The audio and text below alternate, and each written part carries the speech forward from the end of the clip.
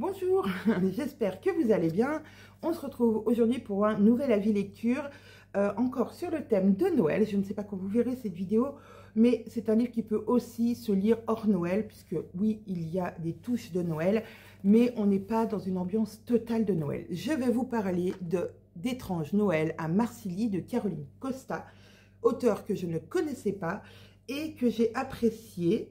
Alors, on nous dit que Caroline Costa a publié plusieurs romans à travers ses ouvrages. Elle cherche à toucher les cœurs et enflammer l'imagination de ses lectrices. Son secret, des héroïnes attachantes, une bonne dose d'évasion et d'indispensables happy end. Voilà, alors, c'est exactement ce que j'ai ressenti. Les personnages sont super attachants.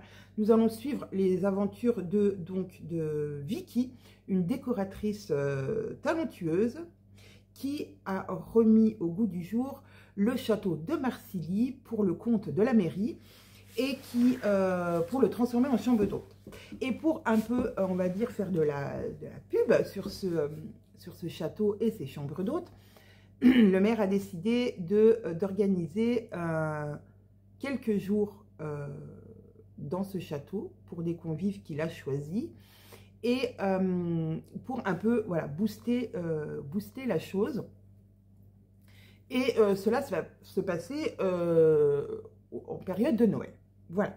Donc il y a plusieurs invités. Vous allez découvrir tous ces personnages qui sont un peu loufoques, certains très caricaturaux, je trouve, dans certains côtés, mais qui sont tout de même attachants.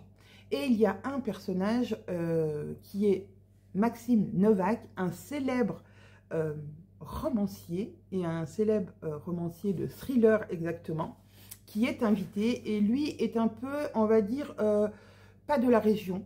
Les autres convives gravitent autour de la région de Marcilly, mais lui, pas du tout. Il vient vraiment, et lui, c'est l'invité, on va dire, l'invité principal qui doit parler de ce séjour pour en faire la publicité.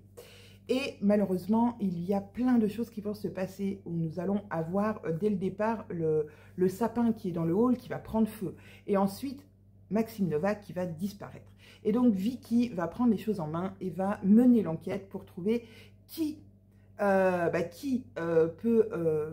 pu faire ça, qui a pu mettre le feu au sapin de Noël, qui a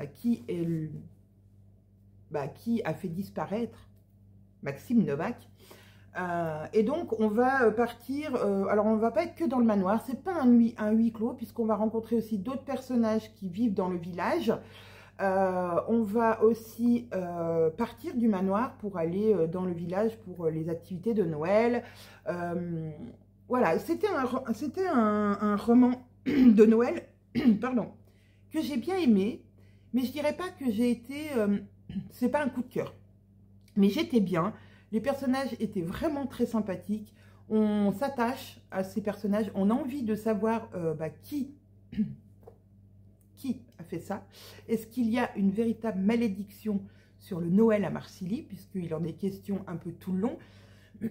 On a des personnages, comme je vous disais, un peu loufoques, et on a en particulier un journaliste qui veut absolument percer et qui voudra absolument avoir le scoop de l'année pour pouvoir sortir de Marcilly et faire autre chose, couvrir d'autres événements. Et c'est assez sympathique. J'ai relevé pas mal de citations, dont une à la fin que j'ai beaucoup aimée. Mais je vais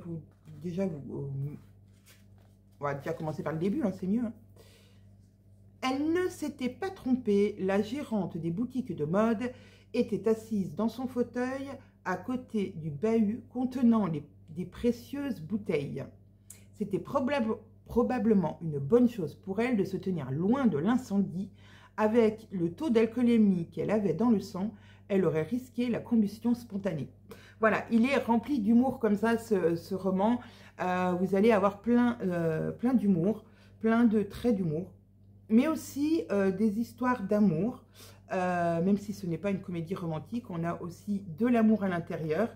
Et ma foi, voilà, si vous avez envie de passer un petit moment en compagnie de Vicky à Marcilly, et ben, je vous conseille ce livre, puisque voilà, c'est pas rempli de Noël, mais il y a quand même la magie de Noël. Il y a du mystère, il y a des personnages attachants. Voilà, tout ce qu'on demande à un cosy mystery. Je dirais qu'il y a moins de cosy que ce que j'aurais pensé, mais voilà, c'est un livre qui se lit très vite. En plus, il est écrit assez gros pour un livre de poche. Et vraiment, bah, j'ai apprécié le moment. Voilà, j'espère que il vous aura plu aussi.